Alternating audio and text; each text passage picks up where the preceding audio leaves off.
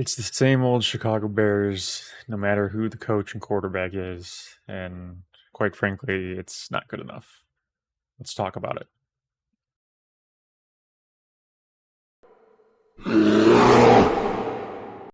What is going on, everyone? Welcome back into the Bears Den, an NFL podcast for the Chicago Bears First Focus. I'm your host, Alex, here today to get into and discuss the Chicago Bears' Week 1 defeat at home in Soldier Field, 27-24 against the Minnesota Vikings and second-year quarterback J.J. McCarthy.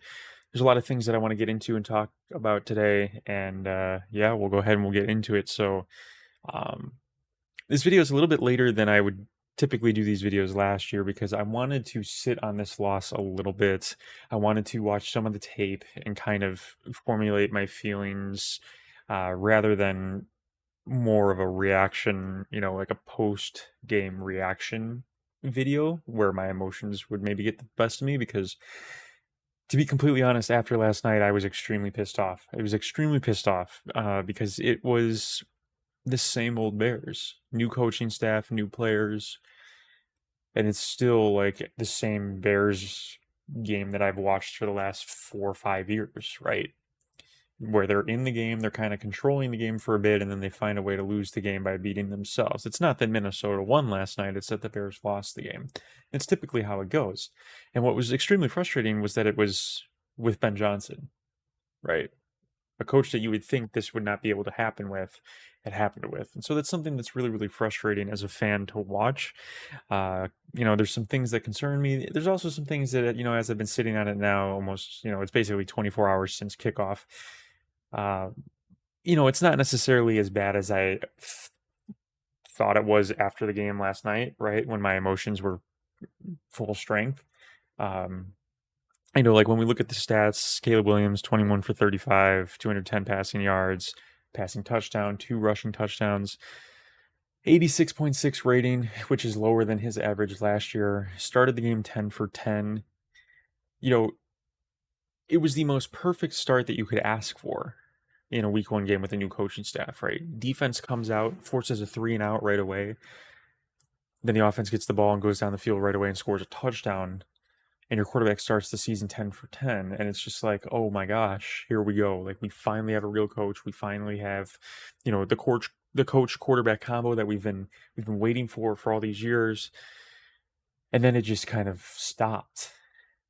And it felt like the old Bears returned. It felt like a lot of the Eberflus issues that are probably still within this team's culture, it hasn't been completely flushed out yet. Those problems are still within the team because at the first sight of adversity last night with the missed 4th down and then, the drive after, I think it was the drive after where they have the holding penalty, then they have the intentional grounding, and then they miss the field goal. It's like stacking negative plays, and then the game just kind of explodes and the team loses their fire after the field goal gets missed.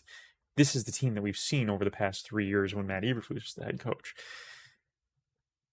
I want to start with Caleb Williams, though. I mean, this is the most fired up I've ever seen the fan base after a week 1 loss. The only one that could, is really comparable, I suppose, is the 2019 loss, week 1 to Green Bay when we lost 10-3 at home, just because that was the year after the Bears made the playoffs and won 12 games. There's all this hype. We're going to stack it. And then they play terribly at home in week 1. And the fans were furious. I was furious. And this game kind of feels like that. But what this game really reminds me of is the 2018 week 1 game where the Bears blew it against Green Bay in Lambeau, right? It was a new head coach, a rookie head coach, offensive minded, a second-year quarterback. And the team played well in the first half and then choked the game against a divisional opponent. Feels very, very similar to that for me. The thing that's really concerning to me, there's a lot of people calling for Caleb Williams' job right now. I think that's insane, right? We've played 60 minutes of football. He didn't play a ton in the preseason. This is a new offense. This is a new, there's a lot of new players. It's going to take time to gel. But the thing that's concerning to me with Caleb Williams is there's really 2 things. First, the lack of playing in structure. I really thought last night that we were going to see him in the pocket throwing the ball and playing on time, and we weren't seeing that. Even from the jump when he was starting 10 for 10, and on the first drive, he was going right down the field. It was a lot of scrambling. It was a lot of, USC type plays. And, the thing that is understandable but needs to be fixed immediately is that Caleb needs to learn to trust the protection, because the offensive line was actually very, very good last night. I thought they looked great. And there were a couple times where he bailed out of pockets that he didn't need to bail out of. And I understand it, right? The guy was sacked 68 times last year. He was playing with people that had no clue what their job was last year. So I understand that kind of lack of trust that needs to kind of, be earned throughout the season. But the five guys on the line last night, putting aside the pre-snap penalties, were doing their jobs.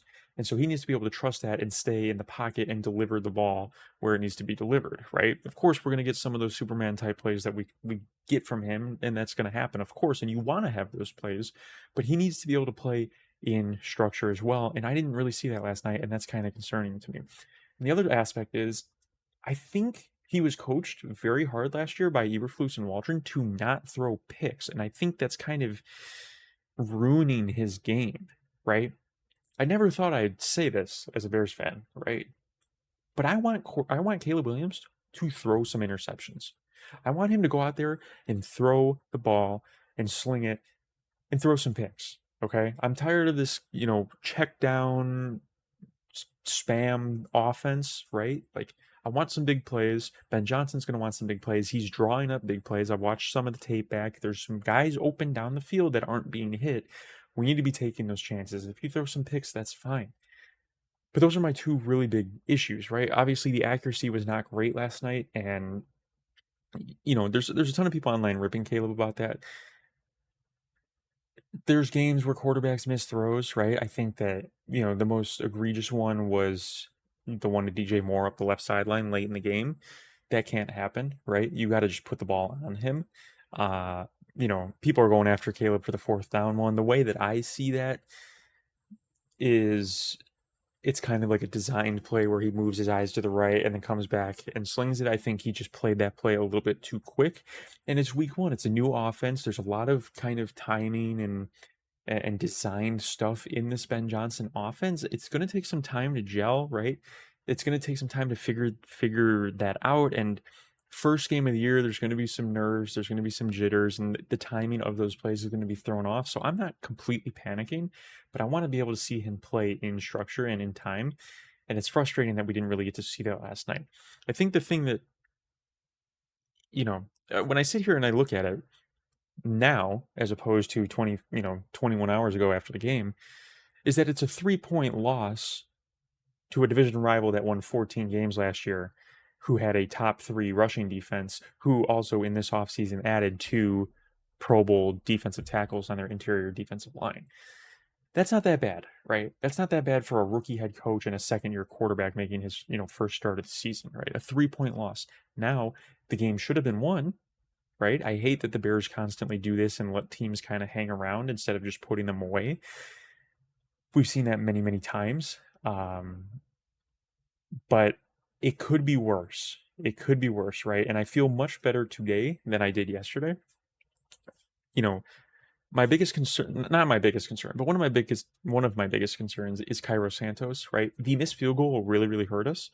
And the inability to kick the ball out of the back of the end zone really, really hurt us as well, and kind of stripped us the chance of potentially coming back to tie it, because we would have had the ball back with, a 50 seconds to a minute left rather than, 15 seconds. And so, it's frustrating seeing all these kickers make 55, 60, 65 yarders, and we can't make 50 yarders, and we can't kick the ball out of the back of the end zone when we need to. So, if I was Ryan Poles, I would explore different kickers. I think that's something that, needs to be a focus, because, special teams last night was a joke as well, right? Blocked punt, the missed field goal, gave up a ton of return yards. That can't happen. I will say, though, going into the game last night, I was extremely concerned with the defense based off of what we had seen in the preseason from the starting defensive line. I was very concerned with how the defense was going to play, especially with Kyler Gordon, Jalen Johnson, and TJ Edwards being out for the game. and I was very pleasantly surprised. I think that Dennis Allen called a fantastic game. I thought that, guys were put in positions to do their job well, and very, very pleasantly surprised with that Dio Dangbo. I thought he played a fantastic game, and I would say as of right now, through this first game, he has lived up to the contract that he was given. He really was applying a lot of pressure in that game, and that was really, really fantastic to see. It makes me feel a little bit better about the state of this defensive line, and I thought that the defense, despite missing, arguably their three best players on defense, I thought they played pretty well, and I was impressed with Dennis Allen there. I wasn't a huge fan of giving up the big play and then the field goal right before the half. Obviously, those 3 points had a huge difference in the game, but I thought that the defense really gave the team a chance to go out there and win it. And obviously, you had the pick six from Deshaun Wright, who also I was very, very pleasantly surprised with. He had a really rough preseason, and I was extremely nervous going into last night, knowing that he was going to be a starting cornerback, you know, lining up against Justin Jefferson, but played very well. Obviously, got us 7 points, and I feel much better about the defense now than I did a week ago. I think that that's going to be a strength, and that's going to be something that the Bears need to lean on through this, really probably these first 5 or 6 weeks. As the offense takes some time to kind of get going, and it's not like it's not as scarring of a loss as like the Thanksgiving game last year in Detroit or the Hail Mary or something like that, right? These are things that are repairable. They're things that can be fixed, right? Like the pre-snap penalties, we've heard about this issue in camp for basically all of training camp. That's something that should be able to be fixed, right? And we can get those penalties out of the way if we can get the Caleb to take the open throws and stuff. Those are things that are hopefully able to be fixed. And a 3-point loss in week 1, it sucks. The game should have been ours, but it's not as terrible as some other early losses that we've had in the past. So we look forward to Detroit this weekend. It's a short week. They are coming off a really bad loss against Green Bay. They did not look like themselves at all. I think this is a very winnable game for the Bears. I think, it's going to be an emotional game. Obviously, the Lions fans, with Ben Johnson coming back to Detroit, and the Bears are going to want to get revenge after that Thanksgiving debacle last year and all that. I think that it's a winnable game for the Bears on Sunday. They need to clean up the penalties. You cannot have 12 penalties. You will never ever win games like that. And if they clean it up and they take what the defense gives them, it's a very winnable game on Sunday.